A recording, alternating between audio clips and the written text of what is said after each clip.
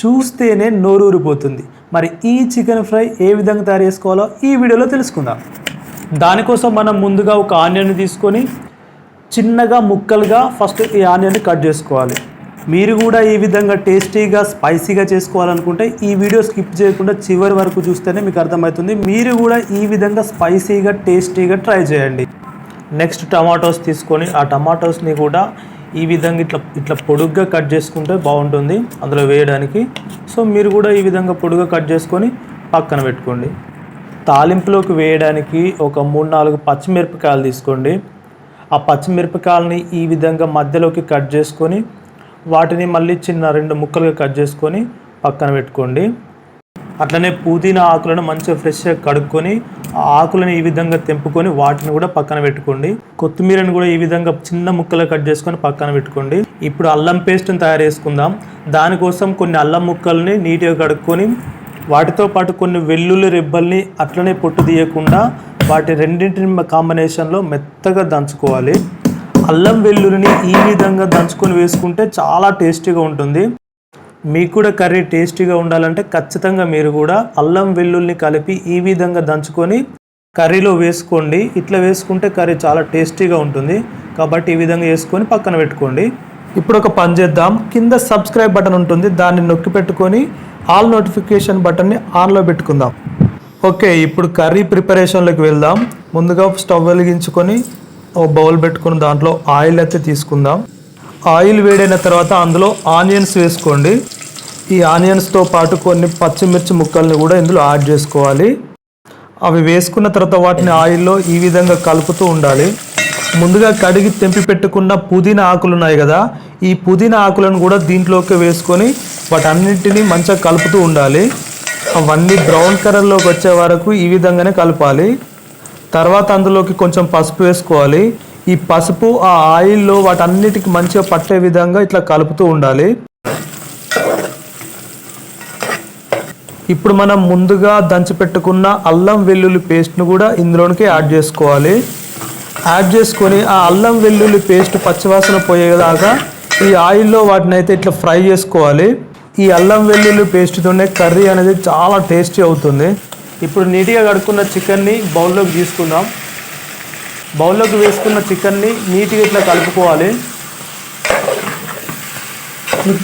కొద్దిసేపు మూత పెట్టి తీసిన తర్వాత అందులో వాటర్ అయితే ఊరుతాయి. దాన్ని ఒక్కసారి ఈ విధంగా కలుపుకొని తర్వాత మనం ముందుగా కట్ చేసుకున్న టొమాటోస్ ఉన్నాయి కదా, ఆ టొమాటోస్ని అయితే ఇందులో యాడ్ చేసుకోవాలి. టొమాటోస్ వేసుకున్న తర్వాత వీటి మీదనే సాల్ట్ యాడ్ చేసుకోవాలి. సాల్ట్ టొమాటోస్ మీద వేస్తే ఏమవుతుందంటే వాటర్ ఇంకా కొంచెం ఎక్కువగా ఊరుతాయి. మీరు కూడా రుచికి తగ్గట్టుగా సాల్ట్ వేసుకోండి. సాల్ట్ వేసి ఒక్కసారి కలిపి మూత పెట్టేసేయండి.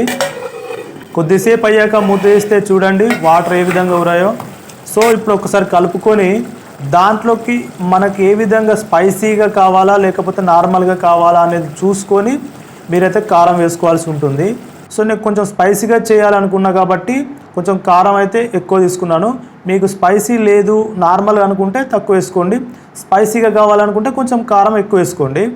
సో ఆ కారం వేసుకున్న తర్వాత ఆ ముక్కలకు మంచిగా పట్టే విధంగా మంచిగా నీట్గా కలుపుకోండి. సో నీట్గా కలిపితే ఏమవుతుంది అంటే ఆ కారం ఆ ముక్కలకు మంచిగా పడుతుంది. సో పట్టే వరకు అట్లా కలుపుతూ ఉండండి. మంచిగా కలుపుకొని మూత పెట్టేసేయండి. అలా కొద్దిసేపు ఉంచిన తర్వాత మళ్ళీ ఒకసారి మూత తీసి ఒకసారి కలపండి, లేదంటే కింద అడుగంటుకుంటుంది. సో మంచిగా కలుపుకొని దాంట్లోకి అయితే ఇప్పుడైతే వాటర్ యాడ్ చేసుకుందాం. సో ముక్క ఉడకాలి కదా, ఆ ముక్క ఉడకడం కోసం కొన్ని వాటర్ యాడ్ చేయండి, ఎక్కువ యాడ్ చేయకండి. ఎక్కువ వాటర్ యాడ్ చేస్తే ఏమవుతుందంటే ఇక కర్రీ టేస్ట్ అనేది పోతుంది. సో ఆ ముక్క ఎంతవరకు అయితే ఉడుకుతుందో అంతవరకు మాత్రమే వాటర్ యాడ్ చేసుకొని మూత పెట్టేసేయండి. చూడండి ముక్క ఉడుకుతుంది. ఇప్పుడైతే మనం ముందుగా తయారు చేసుకొని పెట్టుకున్న మసాలాను అయితే దీంట్లోకి యాడ్ చేసుకుందాం, ఎందుకంటే కూర దగ్గర పడుతుంది కాబట్టి. సో మసాలా యాడ్ చేసుకొని ఒక్కసారి మంచిగా కలుపుకోవాలి. మంచిగా కలుపుకొని మూత అయితే పెట్టేసేయండి, ఎందుకంటే ఆ మసాలా ముక్కలకు మంచిగా పట్టుకుంటుంది. మళ్ళీ ఒకసారి మూత తీసి అయితే కలపండి, ఎందుకంటే కింద అడుగంటుకుంటుంది. అడుగంటుకోకుండా మధ్యలో కలుపుతూ ఉండాలి. కర్రీ కూడా ఎండింగ్కి వచ్చింది. చూడండి ముక్క కూడా మంచిగా ఉడికినట్టుగా అనిపిస్తుంది, చూస్తేనే తెలుస్తుంది ముక్క కూడా బాగా ఉడికింది. ఇప్పుడైతే దీంట్లోకి మనం ముందుగా కట్ చేసుకున్న కొత్తిమీరని అయితే యాడ్ చేసుకుందాం. ఈ కొత్తిమీరతోని కర్రీ అనేది టేస్టీ అవుతుంది. ఆ కొత్తిమీర ఫ్లేవర్ అనేది కర్రీకి పట్టుకొని ముక్కకు పట్టాలి అంటే కొత్తిమీర యాడ్ చేసుకొని ఒకసారి కలపాలి. సో కలిపితే ఏమవుతుందంటే ఆ కొత్తిమీర ఫ్లేవర్ మొత్తం కర్రీలోకి ఇమిడిపోతుంది. దానివల్ల ఆ ఫ్లేవర్ అనేది బాగుంటుంది. సో ఖచ్చితంగా కొత్తిమీర వేసిన తర్వాత ఒకసారి అయితే కలపండి. సో ఈ విధంగా కలిపితే బాగా ఆ ఫ్లేవర్ అనేది కర్రీకి పట్టుకుంటుంది. చూడండి కర్రీ ఎంత బాగా వచ్చిందో, స్పైసీగా జ్యూసీగా కనిపిస్తుంది. చూస్తేనే నోరూరిపోతుంది, తినేయాలనిపిస్తుంది. మీరు కూడా ఈ విధంగా చేసుకోవాలనుకుంటే ఇట్లనే ట్రై చేయండి. మీకు క్లియర్గా కనిపించడం కోసం కర్రీని అయితే ఒక ప్లేట్లోకి తీసుకుంటున్నాను. చూడండి ఎంత బాగా ఫ్రై అయింది, జ్యూసీగా అయింది అండ్ ఫ్రై అయింది, స్పైసీగా కనిపిస్తుంది చూడండి. సో ఈ విధంగా మీరు కూడా ట్రై చేయండి. వీడియో నచ్చితే ఖచ్చితంగా లైక్ చేయండి. మన ఛానల్ని అయితే సబ్స్క్రైబ్ చేసుకోవడం మర్చిపోకండి.